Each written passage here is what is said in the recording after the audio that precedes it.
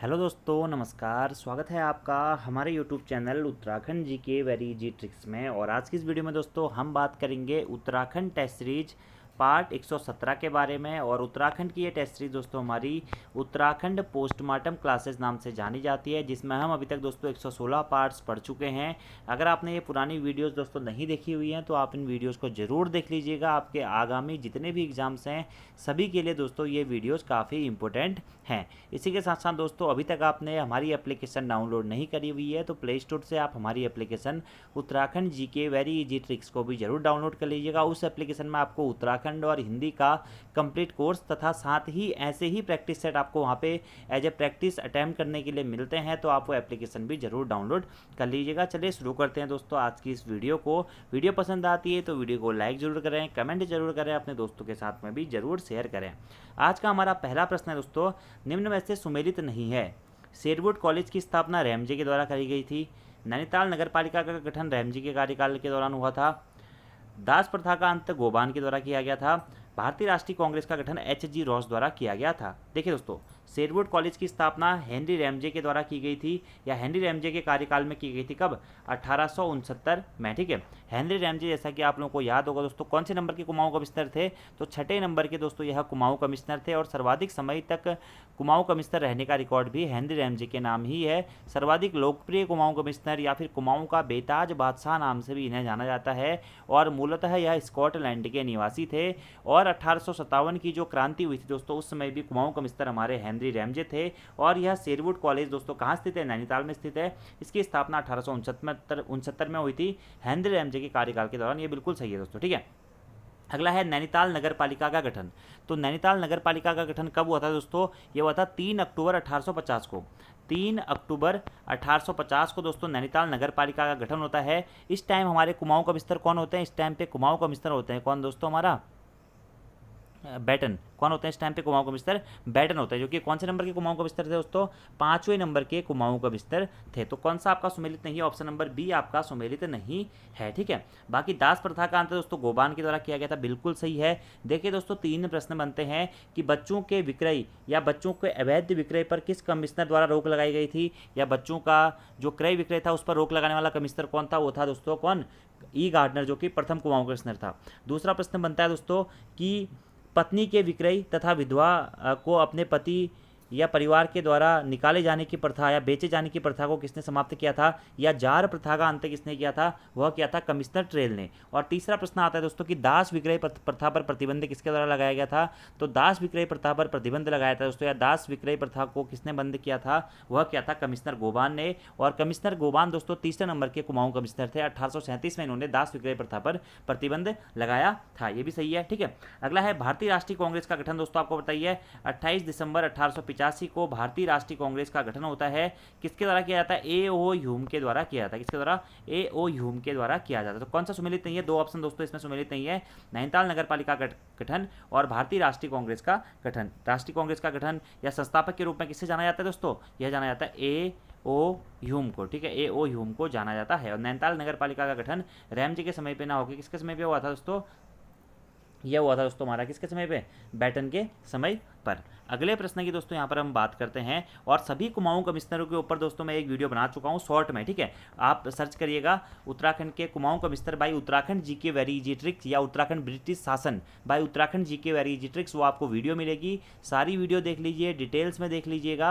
वहाँ से आपको बहुत सारे दोस्तों इंपॉर्टेंट प्रश्न मिलेंगे। पहले तो आपको कुमाऊं कमिश्नरों का क्रम याद होना चाहिए। पहले नंबर के गार्डनर थे, दूसरे नंबर के दोस्तों आपके ट्रेल थे, तीसरे नंबर के गोबान थे, चौथे नंबर के लुसिंगटन थे, 5वें नंबर के बैटन थे, और छठे नंबर के कौन थे? Henry Ramsay. फिर इन कुमाऊं कमिश्नरों के अंदर इंटरनली जो क्वेश्चंस आते हैं वो भी आपको पता होने चाहिए। तो डिटेल्स में मैंने पहले भी, जब भी कोई भी कमिश्नर आता है तो मैं उसके बारे में पोस्टमार्टम करते हुए आपको सब कुछ चीज़ें बताता हूँ। तो फिलहाल आप उन वीडियोज़ को भी जरूर प्रीफर करें जो हमारी पुरानी वीडियोज़ हैं। ठीक है। अगले प्रश्न की दोस्तों बात करते हैं। प्रागैतिहासिक पुरा स्थल लाखू उड्यार का मुख्य विषय क्या है? तो देखिए दोस्तों, प्रागैतिहासिक पुरास्थल लाखू उड्यार कहाँ स्थित है? सबसे महत्वपूर्ण प्रश्न तो यही बनता है। तो अल्मोड़ा जनपद में स्थित दोस्तों क्या, लाखू उड्यार। और उत्तराखंड का पहला सैलाश्रयी नाम से भी लाखू उड्यार को जाना जाता है। और इस लाखू उड्यार की खोज 1968 में दोस्तों MP जोशी यानी कि महेश्वर प्रसाद जोशी जी के द्वारा की गई थी। और इसी लाखू उड्यार को दोस्तों उत्तराखंड के प्रागैतिहासिक काल का प्रथम गुफा चित्र के नाम से भी जाना जाता है। और यह लाखू उड्यार दोस्तों सुयाल नदी के तट पर स्थित है। कौन सी नदी के तट पर स्थित है? सुयाल नदी के तट पर स्थित है। यह सभी प्रश्न दोस्तों एग्जाम में पूछे जा चुके हैं। अब प्रश्न क्या है आपसे कि लाखू उड्यार का आपका मुख्य विषय क्या है? शिकार करना, पशुओं को हाका देना, सामूहिक नृत्य या कृषि कार्य करना। देखिए दोस्तों, यहाँ पर शिकार करते हुए भी दिखाया गया है, पशुओं को हका देते हुए दिखाया गया है, लेकिन मुख्य विषय पूछा गया तो आपका सामूहिक नृत्य हमारा लाखू उड्यार का मुख्य विषय है। क्या? सामूहिक नृत्य करना। ठीक है, इसमें काला, लाल, सफ़ेद रंगों का प्रयोग करके सामूहिक नृत्य करते हुए दिखाया गया है। और नृत्य मतलब मेनली नृत्य प्रधान संस्कृति का दोस्तों हमें वर्णन मिलता है इस लाखू उड्यार के शैलाश्रय से या प्रागैतिहासिक पुरास्थल से। ठीक है, तो आंसर हो जाएगा आपका क्या, सामूहिक नृत्य। और लाखू उड्यार से आपको सभी प्रश्न याद रखने हैं। खोज MP जोशी कब? 1968 में। मध्य हिमालय या पहाड़ियों का प्रथम शैलाश्रय के रूप में इसे जाना जाता है। उत्तराखंड का प्रथम शैलाश्रय के नाम से इसे जाना जाता है। सुयाल नदी के तट पर स्थित है। अल्मोड़ा जनपद में स्थित है। नृत्य प्रधान संस्कृति का हमें यहाँ पर वर्णन मिलता है। और दोस्तों एक और प्रश्न यहाँ से याद रखना है कि यहाँ से 7 ताम्र मानवाकृतियों की खोज भी की गई है। वह किसके द्वारा की गई थी? यशवंत कटोच जी के द्वारा, या यशवंत कटोच के सर्वेक्षण में वह खोज की गई थी। ठीक है, इसी के साथ साथ दोस्तों एक और प्रश्न यहाँ से बन जाता है कभी कभी कि भीमबेटका गुफा जो कि हमारा मध्य प्रदेश में स्थित है के चित्रों से हमारा लाखू उड्यार के चित्र मिलते हैं। तो ये भी कुछ इंपोर्टेंट प्रश्न दोस्तों होते हैं। ठीक है, आपको यह याद रखने हैं। तो लाखू उड्यार कहाँ स्थित है दोस्तों? यह हमारा अल्मोड़ा जनपद में स्थित है। वहीं ग्वारखिया उड्यार या गोरखा उड्यार कहाँ स्थित है दोस्तों? वह चमोली में स्थित है। ठीक है, पेटसाल गुफा और लुएथाप गुफा और फड़कानौली गुफा ये कहाँ स्थित है? तो पेटसाल, लुएथाप और फड़कानौली यह सभी आपका अल्मोड़ा में स्थित है। अगले प्रश्न की दोस्तों बात करते हैं। परमार राजवंश के संस्थापक कनकपाल का मूल नाम क्या था? तो परमार राजवंश के संस्थापक कनकपाल का मूल नाम सौनक दत्त, सूर्यदत्त, राजदत्त या फिर भोगदत्त। तो इनका मूल नाम था दोस्तों क्या? भोगदत्त था। अब देखिए परमार राजवंश से दोस्तों आपको पॉइंट याद रखने हैं जो कि इंपॉर्टेंट है, बार बार एग्जाम में पूछे जाते हैं कि परमार राजवंश के संस्थापक कौन थे? तो परमार राजवंश के संस्थापक होते हैं दोस्तों हमारे कौन? कनकपाल। परमार राजवंश में कुल कितने शासक हुए दोस्तों? 60 ही शासक हुए थे। ठीक है, जिसमें 54 तक परमार राजवंश में थे, फिर 55 से लेकर 60 तक के शासक हमारे टिहरी रियासत में होते हैं। ठीक है, अब परमार राजवंश के संस्थापक के रूप में किसको जाना जाता है? कनकपाल को जाना जाता है। ठीक है, कनकपाल के द्वारा परमार राजवंश की स्थापना कब की गई थी दोस्तों? 888 ईस्वी में की गई थी। कहीं कहीं आपको 688 ईस्वी भी इसका आंसर देखने को मिलेगा। ठीक है, वहीं से प्रश्न आता है कि परमार राजवंश की प्राथमिक राजधानी कहाँ स्थित थी दोस्तों? तो चांदपुर गढ़ी। चांदपुर गढ़ी जो कि 52 गढ़ों में सबसे महत्वपूर्ण या सबसे प्रमुख गढ़ था, वहाँ पर हमारा क्या थी? परमार राजवंश की स्टार्टिंग या प्रथम राजधानी थी। ठीक है, अब चांदपुर गढ़ी के राजा कौन थे दोस्तों? भानु प्रताप थे, जिन्हें सोनपाल नाम से भी जाना जाता है। तो भानु प्रताप ने अपनी पुत्री का विवाह दोस्तों किसके साथ में कराया था? कनकपाल के साथ में कराया था। और फिर कनकपाल ने भानु प्रताप के ही जो राजवंश चांदपुर गढ़ी के आसपास में दोस्तों एक कौनपुर गढ़ जो कि सबसे अधिक ऊंचाई पर स्थित गढ़ के रूप में जाना जाता है, कौनपुर गढ़, जहां पर कनकपाल मूलतः स्टार्टिंग में बसा था, वह कौनपुर गढ़ भी चमोली में स्थित है। तो कौनपुर गढ़ में फिर परमार राज के संस्थापक कनकपाल के द्वारा परमार राजवंश की स्थापना की जाती है। तो कब की गई? 888 ईस्वी में की गई थी। ठीक है, कहीं कहीं 688 भी दोस्तों ये आपको याद रखना है। बाकी कनकपाल का आदि स्थान कहाँ से माना जाता है? तो धारा नगरी गुजरात से इसका मूल स्थान या आदि स्थान माना जाता है। ठीक है, अब परमार राजवंश के दोस्तों इतिहास की भी हमें अलग अलग सूचियाँ मिलती हैं, तो वो सूचियाँ मैंने डिटेल्स में बताई हुई हैं। अगर आपको देखनी है तो आप परमार राजवंश की वीडियो देख सकते हैं। बाकी प्राथमिक राजधानी दोस्तों चांदपुर गढ़ी या चंद्रपुर गढ़ थी। और चांदपुर गढ़ी से हमें 36 राजाओं के नामों का वर्णन भी मिलता है, उनका उल्लेख भी मिलता है, जिन्हें दोस्तों कुछ इतिहासकार उन्हें काल्पनिक राजा भी मानते हैं। ठीक है, आप अलग अलग इतिहासकारों के अकॉर्डिंग दोस्तों अलग अलग आपके संस्थापक हैं, लेकिन मुख्यतः अगर आपसे प्रश्न पूछा जाता है कि परमार राजवंश के संस्थापक कौन है, तो आपको कनकपाल ही दोस्तों आंसर करना है। ठीक है, अब एक और प्रश्न यहाँ से पूछा जाता है कि परमार राजवंश के अंतर्गत प्राप्त सबसे प्राचीनतम शिलालेख कौन से थे दोस्तों? तो सबसे प्राचीनतम शिलालेख होते हैं चांदपुरगढ़ के शिलालेख। ठीक है, सबसे प्राचीनतम शिलालेख है। चांदपुरगढ़ कहाँ पड़ता है दोस्तों? यह चमोली जनपद में स्थित है। कौन सी नदी के तट पर यह स्थित है दोस्तों? चांदपुरगढ़ यह आटागाड़ नदी के तट पर स्थित है। आपको ये सारे पॉइंट दोस्तों याद रखने हैं, एग्जाम्स के पॉइंट ऑफ व्यू से बहुत ज़्यादा महत्वपूर्ण है। ठीक है, बाकी कनकपाल दोस्तों उतना कुछ खास कर नहीं पाता है अपने कार्यकाल में। मैं कनकपाल के बारे में आपको इतनी चीज़ें याद रखनी है। और इनका मूल नाम क्या था दोस्तों? भोगदत्त इनका मूल नाम था। धारा नगरी गुजरात से यह आए हुए थे। ठीक है, और कवि देवराज ने दोस्तों कनकपाल के कार्यकाल को स्वर्ण या कनकपाल को स्वर्णपाल भी कहा है, ठीक है। तो ये भी एक थोड़ा सा कन्फ्यूजन वाला क्रिएट हो जाता है। तो स्वर्णपाल कनकपाल को किसने कहा है, कवि देवराज ने कहा है, ये भी आपको याद रखना है। अब दोस्तों परमार राजवंश से संबंधित कुछ महत्वपूर्ण ग्रंथ हैं, जैसे कि मानवोदय काव्य के रचनाकार कौन है, भरत कवि हैं। सभासार के रचनाकार कौन है, सुदर्शन शाह हैं। रामायण प्रदीप के रचनाकार कौन है दोस्तों, मेधाकर शास्त्री हैं, ठीक है।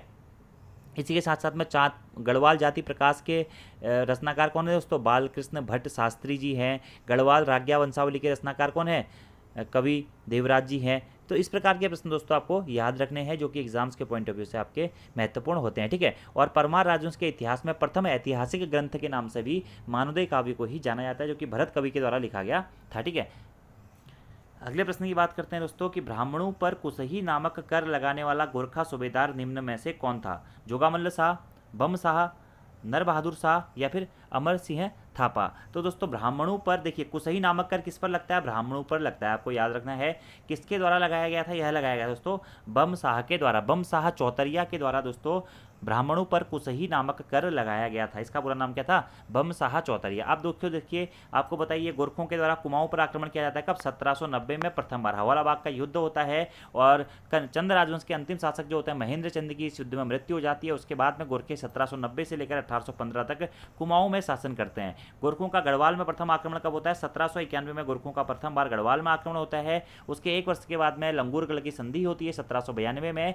फिर गोरखों का दोबारा आक्रमण गढ़वाल पे होता है 1803 में और 1804 में फिर गोरखे हमारे गढ़वाल को जीत जाते हैं और 1804 से लेकर 1815 तक गोरखे गढ़वाल पर शासन करते हैं। यह सारी चीज़ें मैं आपको डिटेल से गोरखा राजवंश की भी दोस्तों हमारी 5 से 6 वीडियोज हैं जिसमें मैंने सिक्वेंसली आपको सारे प्रश्न कराए हुए हैं, तो आप उनको भी देख सकते हैं, वहाँ पे बताया हुआ है, ठीक है। तो बम शाह चौतरिया था ब्राह्मणों पर कुसही कर लगाने वाला गोरखा सूबेदार, ठीक है। अब देखिए दोस्तों यहाँ से बार बार कई प्रकार के प्रश्न पूछे जाते हैं, जैसे कि किस प्रकार के प्रश्न पूछे जाते हैं कि जब कुमाऊं पर आक्रमण हुआ था उस टाइम पे गोरखा या नेपाल में राजा कौन था, तो उस टाइम पे राजा कौन था दोस्तों, रण बहादुर शाह था, ठीक है। और रण बहादुर शाह के समय पर दोस्तों नेपाल में माना जाता है कि 24 रियासतें थी, ठीक है। नेपाल के प्रथम शासक के रूप में किसको जाना जाता है, पृथ्वीपति शाह को जाना जाता है। और पृथ्वीपति शाह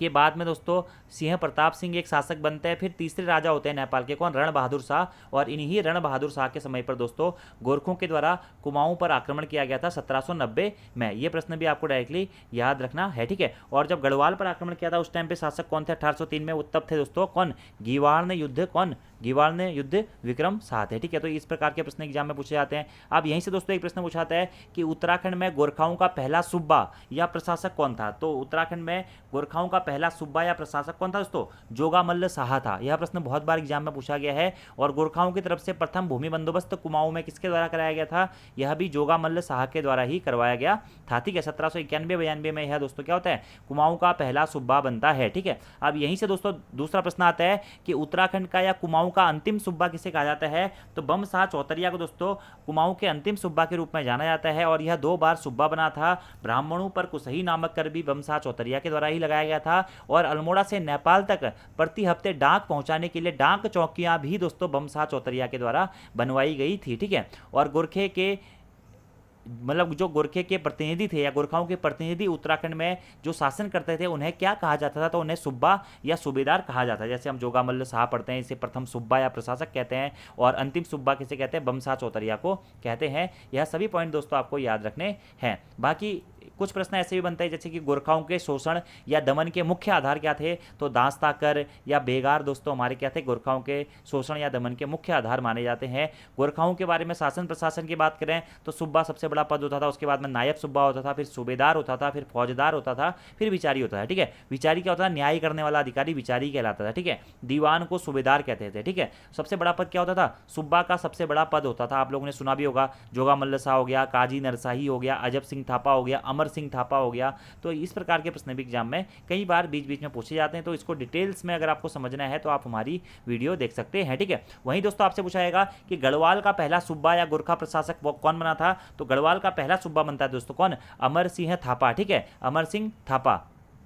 और अमर सिंह थापा की प्रशासन के रूप में नियुक्ति किसने करती है दोस्तों, यह रण बहादुर शाह के द्वारा की गई थी। ये भी पॉइंट आपको देख ली याद रखना है, ठीक है। और एक और प्रश्न दोस्तों यहाँ बनता है, एक रणजोर सिंह थापा है, ठीक है, जिसके बारे में आप पढ़ेंगे, जिसने सभा मंडली का भी गठन किया था। तो इस रणजोर सिंह थापा को दानवीर कर्ण की उपाधि किसने दी थी? ये दी थी दोस्तों किसने? मौलाराम ने। अब देखिए दोस्तों, बताने के लिए ना बहुत सारी चीज़ें हैं, तो डिटेल से मैंने इसकी वीडियो बनाई हुई है। आप गोरखा राजवंश के 5 पार्ट हैं, 1 घंटा लगेगा, आप 5 के 5 पार्ट्स को आसानी से देख सकते हैं और वहाँ पर आपका अच्छा खासा रिविजन हो जाएगा, ठीक है। अब मैं आप लोगों से उससे क्वेश्चन पूछ रहा हूँ, जो कि मैंने आपको बहुत बार बताया हुआ है कि जब गोरखाओं ने कुमाऊं और गढ़वाल पर आक्रमण किया तो गोरखाओं की ओर से किसने उस आक्रमण या उन आक्रमणों का नेतृत्व किया था? यह आपको कमेंट बॉक्स में इसका आंसर बताना है, ठीक है। बाकी गोरखाओं की कर प्रणाली के ऊपर भी मैं आपको बहुत बार बता चुका हूं, जैसे कि कुसही नामक कर दोस्तों ब्राह्मणों पर लगता था, ठीक है। ऐसे एक पुंगाड़ी कर था जो भूमि पर लगता था, एक छिपाई गई संपत्ति पर दोस्तों बहता कर लगता था, पुत्रहीन व्यक्तियों से दोस्तों मरो कर लिया जाता था, संपत्ति के लेन देन के समय पर पगड़ी नामक कर लिया जाता था, ठीक है। ऐसे उत्सवों के समय पर सोन्या फागुन कर लिया जाता था, युद्ध के समय पर मांगा कर लिया जाता था, ठीक है। और एक था दोस्तों घरही पिछही कर, जो कि प्रत्येक परिवार पर जो कर लगता था उसे घरही पिछही कर कहते थे। तो ऐसे कई प्रकार के कर थे दोस्तों, ठीक है। एक और प्रश्न गोरखाओं से पूछा जाता है कि चंद राजवंश की 36 रकम 32 कलम व्यवस्था का उन्मूलन, या ये करों की व्यवस्था का उन्मूलन किसके द्वारा किया गया था? तो उन्मूलन किया गया था दोस्तों किसके द्वारा? 36 रकम 32 कलम व्यवस्था का, वह गोरखाओं के द्वारा ही किया गया था। तो बहुत सारे पॉइंटों के बारे में दोस्तों हमने बात कर ली है। अगले प्रश्न की बात करते हैं, निम्नलिखित में सुमेलित नहीं है। प्रेम सभा की स्थापना 1918, डिबेटिंग क्लब की स्थापना 1870, गंगा सभा की स्थापना 1916 या सरोला सभा की स्थापना 1904। तो कौन सा सुमेलित नहीं है दोस्तों पूछा गया है। देखिए, डिबेटिंग क्लब की स्थापना 1870 में की गई थी, बिल्कुल सही है दोस्तों। इसी डिबेटिंग किसके द्वारा? बुद्धि बल्लभ पंत जी के द्वारा डिबेटिंग क्लब की स्थापना 1870 में कहाँ पर? अल्मोड़ा में की गई थी, ठीक है। गंगा सभा की स्थापना 1916 में की गई थी, बिल्कुल सही है दोस्तों, ठीक है। सरोला सभा की स्थापना भी दोस्तों 1904 में की गई थी, यह भी बिल्कुल सही है। सरोला सभा की स्थापना कब की गई थी? 1904 में तारादत्त गैरोला जी के द्वारा पंडितों हेतु सरोला सभा की स्थापना की गई थी, जो कि गढ़वाल की प्रथम जाति सभा थी, ठीक है। तो सरोला सभा भी बिल्कुल सही है। तो कौन सा सुमेलित नहीं है? प्रेम सभा दोस्तों आपका सुमेलित नहीं है। क्यों? क्योंकि प्रेम सभा की स्थापना 1918 में नहीं हुई थी। कब हुई थी? 1914 में दोस्तों प्रेम सभा की स्थापना हुई थी, ठीक है। और प्रेम सभा की स्थापना 1914 में कहाँ और किसके द्वारा की गई थी? तो 1914 में दोस्तों आपका प्रेम सभा की स्थापना गोविंद बल्लभ पंत जी के द्वारा की गई थी। कहाँ पर की गई थी? काशीपुर में की गई थी। कहाँ पे? काशीपुर में की गई थी, ठीक है। ऐसे दोस्तों एक हमारा हुक्का क्लब था, हुक्का क्लब की स्थापना कब हुई थी? 1906 में हुई थी, ठीक है। ऐसे ही कुमाऊं कांग्रेस या अल्मोड़ा कांग्रेस की स्थापना कब हुई थी? 1912 में कुमाऊं कांग्रेस या फिर अल्मोड़ा कांग्रेस की स्थापना हुई थी, ठीक है। ऐसे ही 1914 में ही दोस्तों गढ़वाल सभा की स्थापना भी होती है। अब दोस्तों देखिए, मैंने एक वीडियो बनाया हुआ है उत्तराखंड की प्रमुख सभाएं करके, ठीक है। उसमें मैंने सभी सभाएं आपको बताई हुई हैं, जो भी छोटी मोटी सभाएं हैं, जो भी जिनका भी गठन हुआ था, तो वो वीडियो आप लोग देख सकते हैं। वहाँ पर आपको कई सारी चीज़ें मिल जाएगी, अच्छे प्रश्न भी आपको वहाँ पर मिल जाएंगे, ठीक है। तो हुक्का क्लब भी आपको याद रखना है 1906, और प्रेम सभा की स्थापना याद रखनी है आपको 1914, ठीक है। इस प्रकार के प्रश्न बार बार दोस्तों एग्जाम में पूछे जाते रहे हैं, ठीक है। अगले प्रश्न की बात करते हैं, कुमाऊं परिषद कुल कितने वर्षों तक कार्यकाल में रही थी? देखिए दोस्तों, मैंने आपको बहुत बार बताया हुआ है कि कुमाऊं परिषद का गठन ही एग्जाम में आने के लिए हुआ है, और आपके एग्जाम में भी जरूर यहाँ से एक प्रश्न आएगा, ठीक है। तो कुमाऊं परिषद कुल कितने वर्षों तक कार्यरत रही थी दोस्तों? कुल 10 वर्षों तक कुमाऊं परिषद क्या रही थी? कार्यकाल रही थी, ठीक है। अगर हम कुमाऊं परिषद की बात करें तो कुमाऊं परिषद की स्थापना हुई थी दोस्तों 30 सितंबर 1916 को नारायण दत्त छिंबवाल जी की अध्यक्षता में अल्मोड़ा के मझेड़ा नामक स्थान में, जो उस समय पर नैनीताल में पड़ता था, वहाँ पर दोस्तों हमारा कुमाऊं परिषद की स्थापना हुई थी अल्मोड़ा के मझेड़ा नामक स्थान पर, ठीक है। कब? 1916 में, ठीक है। और कुमाऊं परिषद की स्थापना 1916 में हुई थी, और 1916 से लेकर 1926 तक दोस्तों यह संस्था कार्यरत रही थी। फिर 1926 में दोस्तों कुमाऊं परिषद का विलय अल्मोड़ा कांग्रेस में हो जाता है, ठीक है। तो कितने वर्षों तक कार्यरत रही थी? 10 साल तक यह संस्था कार्यरत रही थी। अब कुमाऊं परिषद के कुल कितने अधिवेशन हुए दोस्तों? कुमाऊं परिषद के कुल 6 अधिवेशन हुए। कुमाऊं परिषद की जब स्थापना हुई थी तो उस टाइम पे कुमाऊं कमिश्नर कौन थे दोस्तों? उस टाइम पे कुमाऊं कमिश्नर थे पर्सी विजडम। कुमाऊं परिषद की स्थापना का मुख्य उद्देश्य क्या था दोस्तों? तो कुली बेगार और वनु हेतु, या कुली बेगार प्रथा को समाप्त करने हेतु और वनु के संबंध में कानून बनाने हेतु दोस्तों मुख्यतः कुमाऊं परिषद की स्थापना की गई थी। अब कुमाऊं परिषद के 6 अधिवेशन दोस्तों याद करने होते हैं। पहला अधिवेशन 1917 में हुआ था, दूसरा अधिवेशन 1918 में हुआ था, तीसरा अधिवेशन 1919 में हुआ था, चौथा अधिवेशन 1920 में हुआ था, पांचवा अधिवेशन दोस्तों 1923 में होता है, और छठा अधिवेशन होता है 1926 में, ठीक है। और यह अधिवेशन कहाँ हुए थे और इसकी अध्यक्षता किसने करी थी, ये भी आपको याद रखना होता है। तो प्रथम अधिवेशन दोस्तों जो 1917 में हुआ था, अल्मोड़ा में हुआ था, जिसकी अध्यक्षता जयदत्त जोशी जी के द्वारा की गई थी। दूसरा अधिवेशन दोस्तों 1918 में हल्द्वानी में हुआ था, जिसकी अध्यक्षता तारादत्त गैरोला जी के द्वारा की गई थी। तीसरा अधिवेशन दोस्तों हमारा कोटद्वार में हुआ था, जो कि गढ़वाल में एकमात्र अधिवेशन था, 1919 में हुआ था, और बद्रीदत्त जोशी जी के द्वारा तीसरे अधिवेशन की अध्यक्षता की गई थी। चौथा अधिवेशन दोस्तों काशीपुर में हुआ था, 1920 में हुआ था, और हरगोविंद पंत जी के द्वारा इसकी अध्यक्षता की गई थी। पांचवा अधिवेशन दोस्तों टनकपुर में हुआ था, 1923 में हुआ था, और बद्रीदत्त पांडे जी के द्वारा इसकी अध्यक्षता की गई थी। और छठा अधिवेशन दोस्तों लास्ट जो 1926 में हुआ था, रानीखेत में हुआ था, मुकुंदी लाल जी के द्वारा इसकी अध्यक्षता की गई थी। और एट लास्ट वन दोस्तों 1926 में ही हमारा कुमाऊं कांग्रेस में या अल्मोड़ा कांग्रेस में विलय हो जाता है, किसका, कुमाऊं परिषद का। तो ये सारे पॉइंट दोस्तों आपको याद रखने हैं कुमाऊं परिषद के संबंध में। और फिर से मैं कह रहा हूं कि कुमाऊं परिषद का जो गठन हुआ है वही एग्जाम में आने के लिए हुआ है, ठीक है, तो इसलिए आपका याद रखना है आपको कुमाऊं परिषद के सारे अधिवेशन। अगले प्रश्न की बात करते हैं दोस्तों कि आंदोलन व आलोचनाओं का युग कभी बंद नहीं होना चाहिए ताकि राष्ट्र हमेशा चेतना अवस्था में रहे। उक्त पंक्तियां किस समाचार पत्र की है। तो आंदोलन व आलोचनाओं का युग कभी बंद नहीं होना चाहिए ताकि राष्ट्र हमेशा चेतना अवस्था में रहे। उक्त पंक्तियां जो है दोस्तों यह शक्ति नामक समाचार पत्र की है। कौन सी समाचार पत्र की है दोस्तों, शक्ति नामक समाचार पत्र की है। और देखिए दोस्तों 1871 में अल्मोड़ा नामक समाचार पत्र निकलता है, ठीक है, उसके बाद में 1918 में दोस्तों हमारा अल्मोड़ा नामक समाचार पत्र को बैन कर दिया जाता है। फिर 1918 में ही अल्मोड़ा अखबार के उसमें ही दोस्तों रिप्लेसमेंट के तौर पर शक्ति नामक समाचार पत्र निकाला जाता है बद्रीदत्त पांडे जी के द्वारा। कब, 1918 में शक्ति नामक समाचार पत्र निकाला जाता है, किसके द्वारा निकाला जाता है, बद्रीदत्त पांडे जी के द्वारा निकाला जाता है। तो बद्रीदत्त पांडे जी के ही इस अखबार शक्ति नामक समाचार पत्र में आंदोलन व आलोचनाओं का युग कभी बंद नहीं होना चाहिए ताकि राष्ट्र हमेशा चेतना अवस्था में रहे, उपयुक्त पंक्तियां कही गई हैं, ठीक है। अब कहीं कहीं आपको अक्टूबर में मिलेगा, अक्टूबर 1918 में यह समाचार पत्र निकाला गया था, कहीं कहीं नवंबर लास्ट में मिलेगा, तो नॉर्मली आप 1918 याद रखें, ऑप्शन के हिसाब से आप वहां पर आंसर कर लेंगे, ठीक है। साप्ताहिक समाचार पत्र था, ठीक है, अल्मोड़ा अखबार के रिप्लेसमेंट के तौर पर दोस्तों इसे शुरू किया गया था, क्योंकि अल्मोड़ा अखबार के प्रथम संपादक तो बुद्धि बल्लभ पंत थे 1871 में जब शुरू हुआ था।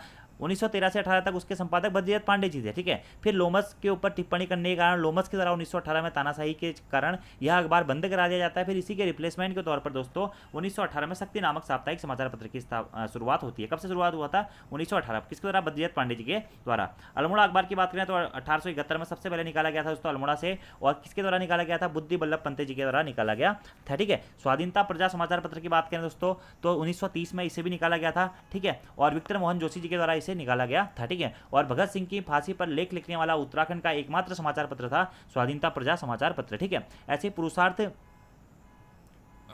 समाचार पत्र की बात करें दोस्तों तो इसे 1917 में निकाला गया था, और गिरिजादत्त नैथानी जी के द्वारा इस समाचार पत्र को निकाला गया था। तो यह दोस्तों कुछ समाचार पत्रों से संबंधित जो प्रश्न होते हैं यह भी एग्जाम में बार बार पूछे जाते हैं, तो इसके लिए मैं आपकी एक स्पेसिफिक वीडियो भी बना लूंगा, ठीक है।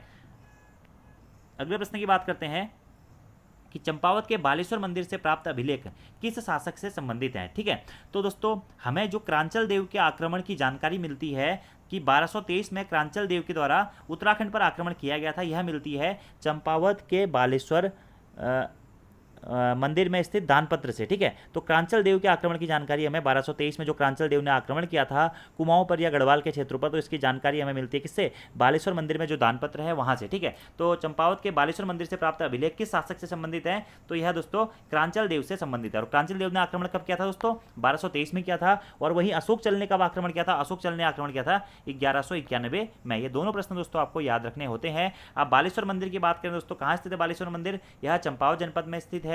कौन सी नदी के किनारे स्थित है, काली नदी के किनारे स्थित है। और बालेश्वर मंदिर का निर्माण दोस्तों किसने कराया था, इसका आपको अलग अलग ऑप्शन मिलेंगे, कहीं कहीं आपको मिलेगा उद्यान चंद, कहीं कहीं आपको मिलेगा उद्योग चंद, ठीक है। और कहीं कहीं दोस्तों आपको बालेश्वर मंदिर के निर्माण से संबंधित फिर विक्रम चंद भी देखने को मिलता है। वैसे सबसे पहले दोस्तों उद्यान चंद के द्वारा बालेश्वर मंदिर का निर्माण कराया गया था, फिर विक्रम चंद के द्वारा उस मंदिर का जीर्णोद्धार कराया गया था, ठीक है। उसके बाद में दोस्तों एक कोई गोरखा शासक भी थे हमारे, उनके द्वारा भी उस मंदिर का जीर्णोद्धार किया गया था। तो वो अभी मुझे डायरेक्टली वो शासक का नाम याद नहीं आ रहा है, ठीक है। तो आप देख लीजिएगा एक बार उससे, ठीक है। तो कोई गोरखा शासक भी थे, उनके द्वारा भी इस मंदिर का जीर्णोद्धार कराया गया था, ठीक है। तो ये भी आप इंपॉर्टेंट प्रश्न है दोस्तों, जो कि एग्जाम में बन सकता है, ठीक है। और कभी कभी तो प्रश्न होता है कि क्रांचल देव ने उत्तराखंड पर कब आक्रमण किया या कुमाऊं पर कब आक्रमण किया, तो 1223 में। अशोक चल ने कब किया था, 1191 में आक्रमण किया था, ठीक है। अब चलो एक और प्रश्न मैं आप लोग से पूछ लेता हूँ, दो प्रश्न, ठीक है। कि जब अशोक चल ने कुमाऊं पर आक्रमण किया तो चंद्र राजवंश का शासक कौन था, और जब क्रांचल देव ने कुमाऊं पर आक्रमण किया तो इस टाइम पे चंद्र राजवंश का शासक कौन था। इसके आंसर दोस्तों आपको कमेंट बॉक्स में बताने हैं, ठीक है। और चंपावत के बालेश्वर मंदिर दोस्तों चंपावत में स्थित है, याद रखना है आपको, ठीक है। बहुत महत्वपूर्ण ये मंदिर भी है, ठीक है। अगले प्रश्न की दोस्तों बात करते हैं कि निम्न में से सोमचंद का सेनापति कौन था। हीरू देवबा, रिखोला लोधी, चंद्रमणि डंगवाल या फिर कालू तड़ागी। तो सोमचंद का सेनापति कौन था दोस्तों, यह था कालू तड़ागी। कौन, सोमचंद का सेनापति, ठीक है। सोमचंद कौन थे दोस्तों, चंद्र राजवंश के संस्थापक थे, कौन, सोमचंद, और सोमचंद का ही सेनापति था कौन दोस्तों, कालू तड़ाकी।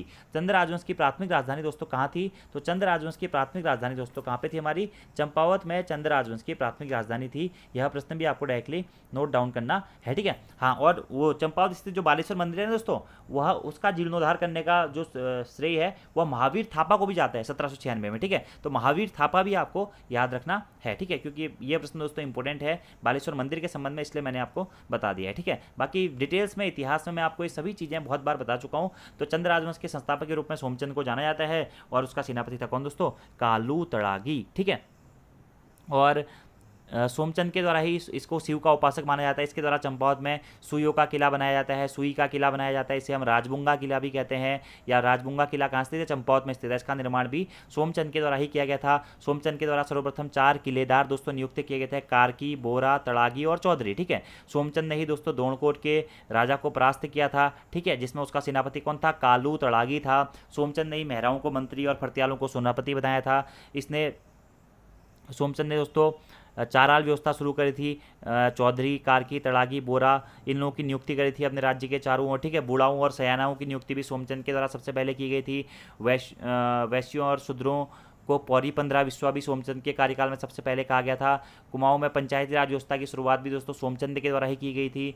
और चौथानी ब्राह्मणों की नियुक्ति भी सबसे पहले, जो कि जोशी, पांडे, बिष्ट और सिमल्टिया थे, वह सोमचंद के द्वारा की गई थी, ठीक है। ऐपण कला की शुरुआत भी दोस्तों सोमचंद के समय से मानी जाती है, ठीक है। तो ये सारे पॉइंट दोस्तों आपको सोमचंद के बारे में याद रखने हैं। और सोमचंद या चंद्र राजवंश की मूल जाति के रूप में भी दोस्तों गुसाई को जाना जाता है, ठीक है। चंद्र राजवंश में कुल 61 शासक हुए थे दोस्तों। चंद्र राजवंश का मूल धार्मिक स्थल जागेश्वर जाना जाता है, ठीक है। चंद्र राजवंश का जो राज्य चिन्ह है वह गाय मानी जाती है, कहीं कहीं आपको गरुड़ भी देखने को मिलेगा। चंद्र राजवंश का जो सौदाह स्थल था उसे जागेश्वर माना जाता है। और चंद्र राजवंश में सोमचंद के बाद का जो काल था दोस्तों उसे, या सोमचंद के बाद में कुछ शासक हुए जैसे कि वीरचंद, पूर्णचंद, आत्मचंद, इसके बाद का कुछ काल दोस्तों आपका खसिया राज नाम से भी जाना जाता है, ठीक है। तो ये सारे पॉइंट दोस्तों आपको याद रखने हैं, ठीक है।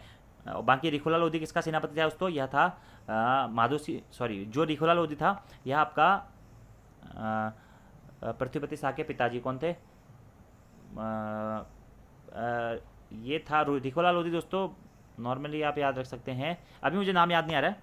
पृथ्वीपति शाह के महीपति शाह, हाँ, महीपति शाह का सेनापति था कौन, रिखोला लोधी, ये आप याद रख लीजिएगा, ठीक है। अगले प्रश्न की बात करते हैं, किस वर्ष कम्युनल अवार्ड ब्रिटिश पीएम द्वारा घोषित किए गए थे, ठीक है। तो कम्युनल अवार्ड दोस्तों ब्रिटिश पीएम द्वारा कब घोषित किए गए थे, यह किए गए थे घोषित दोस्तों कब, 1932 में। आंसर हो जाएगा 1932। तो आज दोस्तों हमने 10 प्रश्न पढ़े हुए हैं, और जिन भी अभ्यर्थियों ने अच्छे से नोट्स बनाए होंगे तो मैं ये गारंटी देता हूं दोस्तों 10 में से मैंने आपको 150 से प्लस पॉइंट बताए हैं। जो भी अभ्यर्थी सीरियसली पढ़ रहा है या अच्छी तरीके से रिविजन कर रहा है दोस्तों, तो उसके लिए वीडियोज बहुत जरूरी है। और दोस्तों मैं आपसे यही कहना चाहूँगा कि आप बार बार इन वीडियोज़ को देखिए, पुरानी वीडियोज़ को देखिए, अच्छी तरीके से रिविजन कीजिए। और अच्छे से अगर आप रिविजन करते हैं ना, तो एग्जाम हॉल में आपको दोस्तों जरूर आपके जो प्रश्न आएंगे वह इन्हीं प्रश्नों से संबंधित आते हैं। और जो भी मैं आपको व्याख्या बताता हूं वह व्याख्या ही आपके वहां पर काम आएगी। और अपनी रिवीजन भी दोस्तों करते रहें, पढ़ाई करते रहें। तो आज की इस वीडियो में इतना ही दोस्तों। Thank you, thanks for watching video, see you next time, धन्यवाद।